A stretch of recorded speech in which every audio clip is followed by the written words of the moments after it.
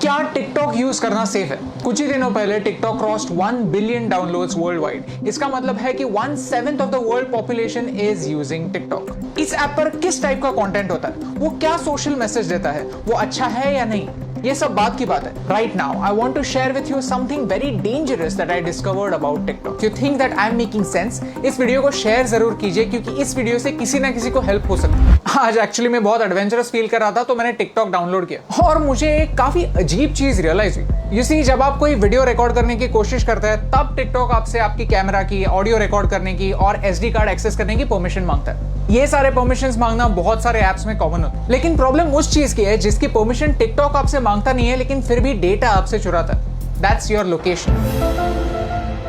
आप ये खुद चेक कर सकते हैं। सेटिंग्स में जाइए और ऐप परमिशंस में जाकर टिकटॉक को सर्च कीजिए। लोकेशन का कहीं पे मेंशन भी नहीं होगा। लैंग्वेज सिलेक्ट करते वक्त मैंने सिर्फ इंग्लिश सिलेक्ट किया था, फिर भी मेरे फीड में हिंदी वीडियोस है, मराठी वीडियोस भी है। टिकटॉक को कैसे पता चल रहा है कि आप कहां पे? जस्ट एज अ प्रिकॉशन मैंने लोकेशन भी ऑफ कर दिया था। लोकेशन ऑफ करने के बाद गूगल मैप्स भी ठीक से नहीं चल पाता, आरोग्य सेतु ऐप भी नहीं चलता। These important apps also can't work without you giving them the permission. मैं मुंबई में हूं, मुझे मराठी आता है, मुझे हिंदी आता है, ये टिकटॉक को कैसे पता चल रहा है? If you want to cheat your location there is a very simple trick called a VPN, virtual private network. Okay, so मैं अभी एक VPN यूज कर रहा हूं और मेरा लोकेशन मैंने USA में सेट किया।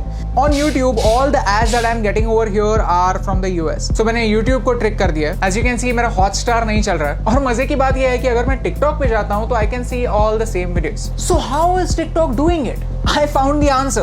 TikTok is using the data from your SIM card. जो सारा इंफॉर्मेशन जा रहा है वो मेरे सिम कार्ड से जा रहा है। क्या आपको समझ रहा है कि ये कितना डेंजरस है, कितना सिनिस्टर है? सीधे सिम कार्ड से आपकी रीजनल इंफॉर्मेशन लेना, डोंट यू थिंक एक वीडियो शेयरिंग ऐप के लिए ओवरकिल है, अननेसेसरी है?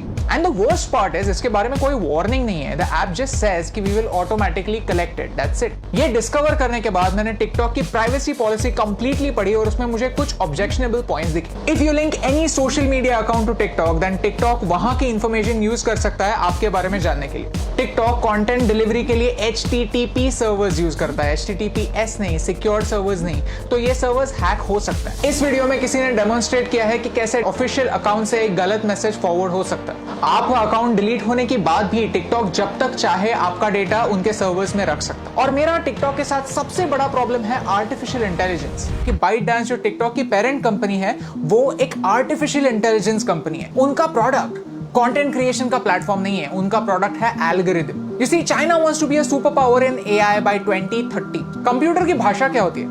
Zeros and ones, binary. और वही टिकटॉक आपको करने के लिए बोलता है। Whenever you are watching a video on TikTok, you are taking a survey. You are feeding information to the computer, telling them what you like, what you don't like, what you agree with, and what you don't agree with. And all of this information is going to China. आपको क्या लगता है? क्या ये सही हो रहा है? Tell me in the comments below. In social media, artificial intelligence changes the game completely.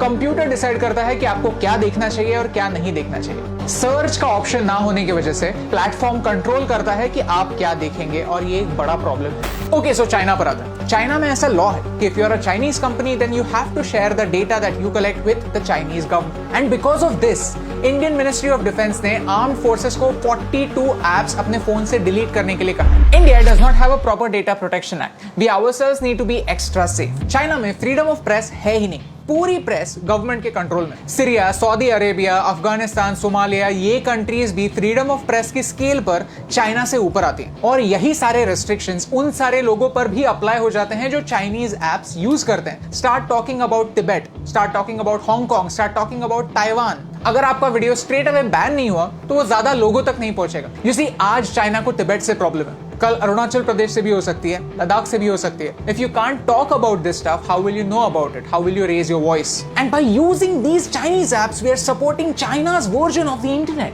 Privacy on the internet is a myth. हम जब भी कोई सर्विस फ्री में यूज करते हैं तो हम उनके प्रोडक्ट होते हैं, हमारा डेटा हमारी करेंसी होता है। शुड यू डिलीट टिकटॉक और any other app for that matter? ये बताने वाला मैं कोई नहीं होता। But you can definitely take some precautions. If you have Chinese apps on your phones, then don't use UPI or any net banking apps on the same phone. When creating an account, don't use Google to sign in. Create a new account, use a different password. Cyber theft is real. Keep changing your passwords and keep your emails safe. If you go to haveibeenpawned.com, you can find out whether your personal information has been breached. All I want to say is this is not TikTok versus YouTube. I am giving you TikTok's example because TikTok is popular and you can check it yourself. If you're a TikTok creator, then this concerns you more than me because आपका data ज्यादा share हो रहा है. It's important for you to know कि China के products को सस्ता मत समझिए, चाइना के एप्स को फ्री मत समझिए because everything comes at a cost. My question is, can you pay the price?